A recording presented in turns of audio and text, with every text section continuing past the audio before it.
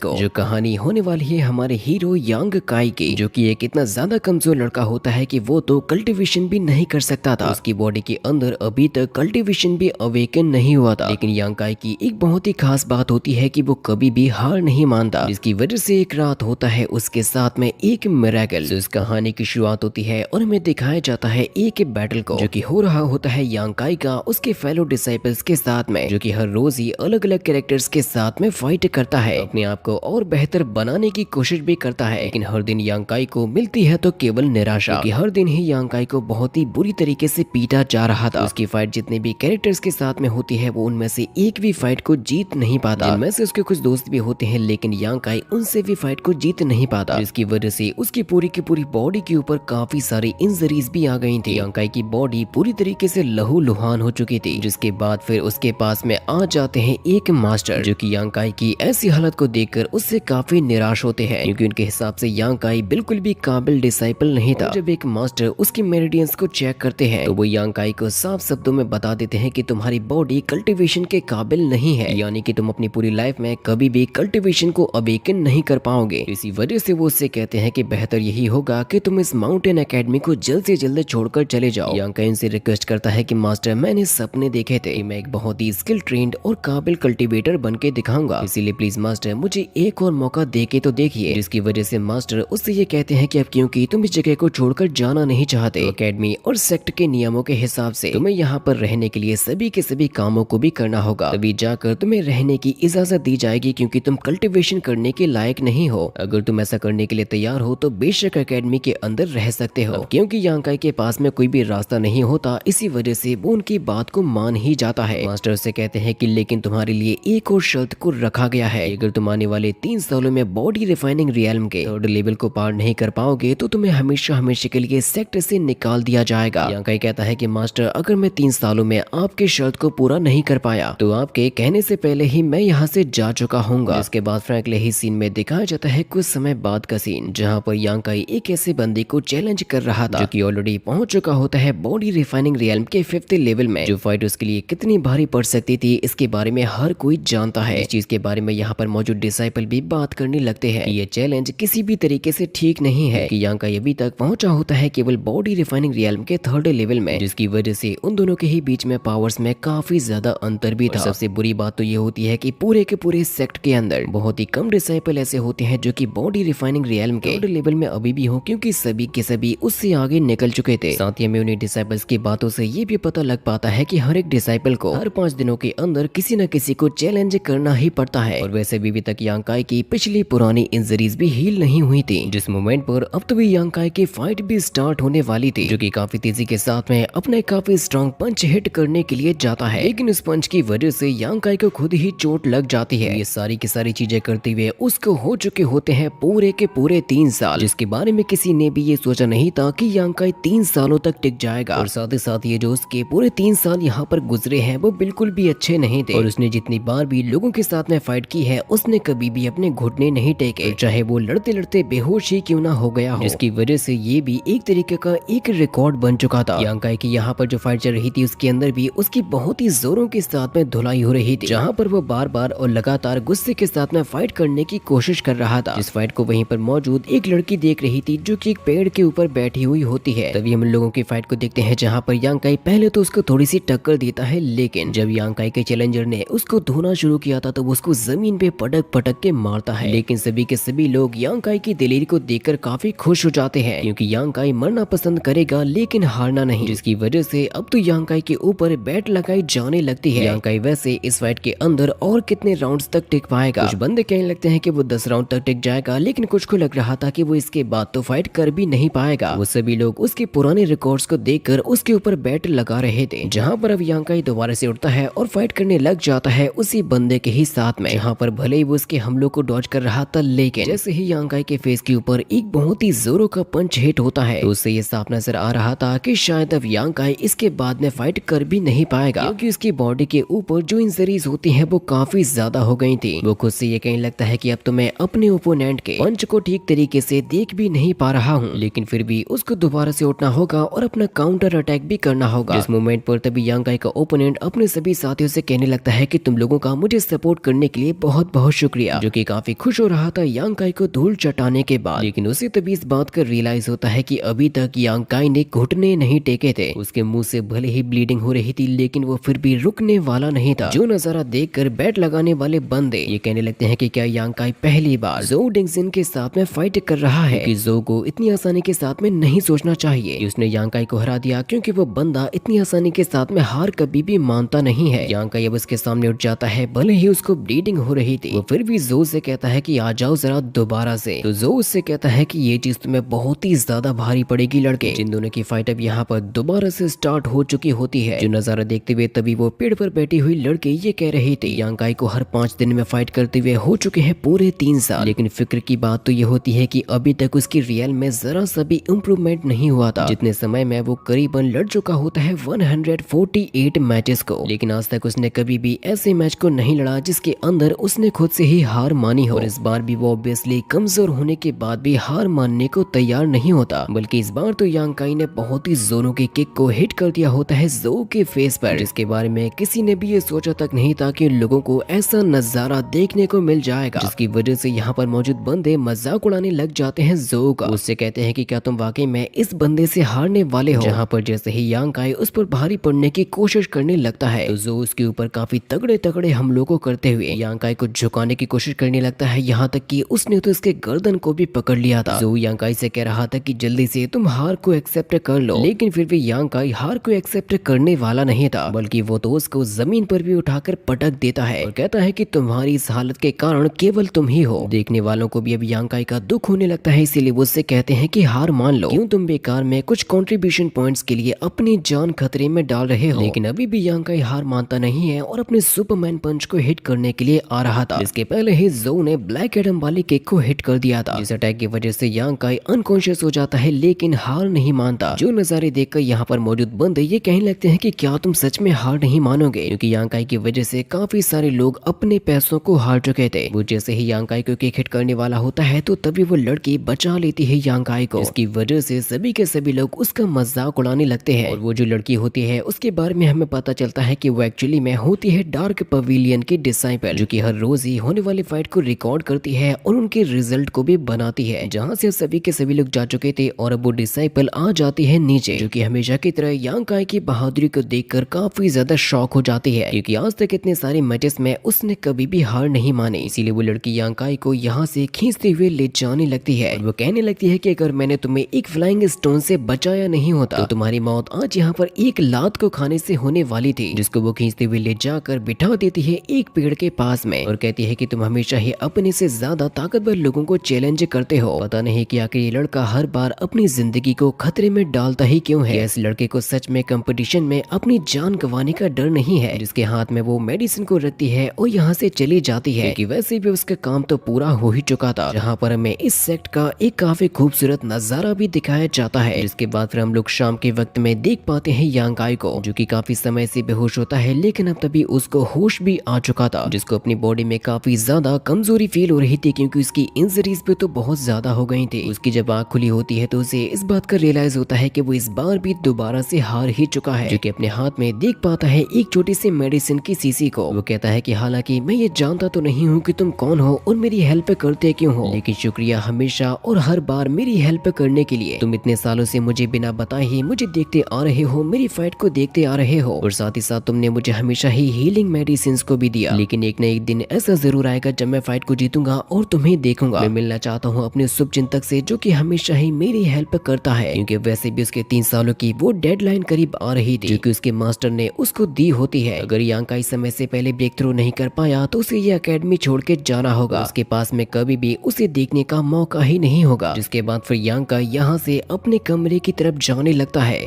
और अब यांग काई चलते हुए पहुंच चुका होता है अपने घर के अंदर, जहाँ का नजारा भी एकदम सूना सूना नजर आ रहा था। अपने कमरे को रोशन करने के लिए वो सबसे पहले एक दीपक को जलाता है, लेकिन उसकी जो इंजरीज होती हैं वो उसको काफी ज्यादा दर्द भी दे रही थी। वो कहता है कि गिव अप ना करने की वजह से उससे कुछ कंट्रीब्यूशन पॉइंट्स मिल गए होंगे। इसके बाद फिर वो उस मेडिसिन को थोड़ा सा पानी के अंदर डालता है और अपने घावों को साफ करने लगता है एक कपड़े की मदद से, क्योंकि ये जो उसके घाव होते हैं वो उसको बहुत ही ज्यादा दर्द भी दे रहे थे। हम देख पाते हैं कि जब यांग काई अपने बेड पर लेटता है तो उसकी जो पिलो होती है वो एक्चुअली में होता है काफी रस्टी सा स्टोन, जहाँ पर यांग काई के घावों से जो गिरने वाली खून की बूंदें होती हैं वो उसी स्टोन पिलो के ऊपर गिर जाती हैं, जिसके बारे में यांकाई को तो पता नहीं चलता, लेकिन स्टोन के अंदर ऐसा लग रहा था जैसे कि कोई एक अलग ही तरीके की एनर्जी भरी हुई हो, जो कि यांकाई के ब्लड गिरने की वजह से एक्टिवेट भी होने लगती है। गिरती हुई खून की बूंदें उस स्टोन पिलो की पावर्स को पूरी तरीके से एक्टिवेट कर ही देती हैं।